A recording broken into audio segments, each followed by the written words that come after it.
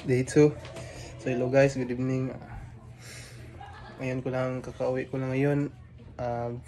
Hindi ako nakabidyo kanina kasi wala akong load.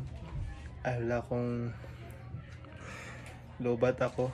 Tsaka hindi ako nagdala ng cellphone, kaya hindi ako nakabidyo kanina. So ginawa ko kanina, nag-deals ako lang mag-isa. Tapos dribbling deals, tsaka yung tinuro sa coach ko na si Direk Fred, Direk Simborio, tinuro niya na paano ko ma-eliminate yung kalaban.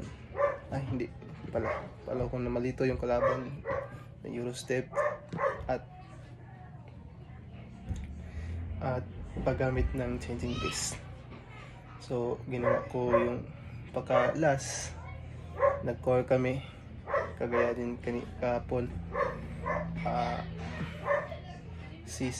Yung abs workout, planking 1 minute, side naman 1 minute din, 3 sets. So gagawin ko naman ngayon is pag-uwi ko, magpo-pull up ako, pull-ups. Nandito ako sa kwarto ng sister ko. Ito, pull-ups ako. Then hindi ko alam, 3 sets lang kasi pagod na. Kaya pa rin. Mas pangarap. 1, 2, 3, 4, 5, 6, 8, 9,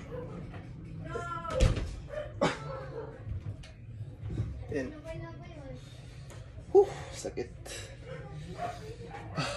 Kapon lang yung first training ko kasi injured ako. Tignan nyo. Kasi ko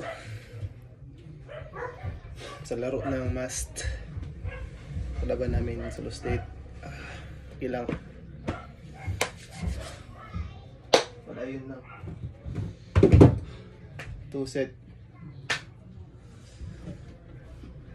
1, 2, 3, 4, 5, 6, 10. Kaya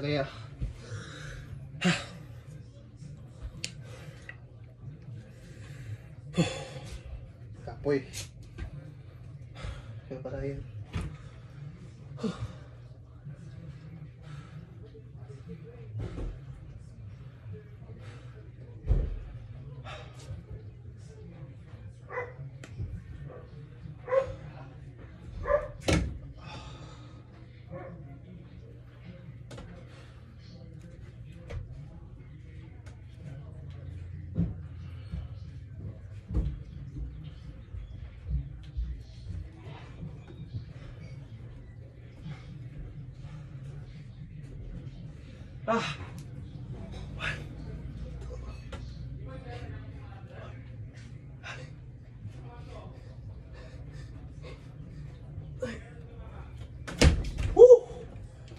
Sakit.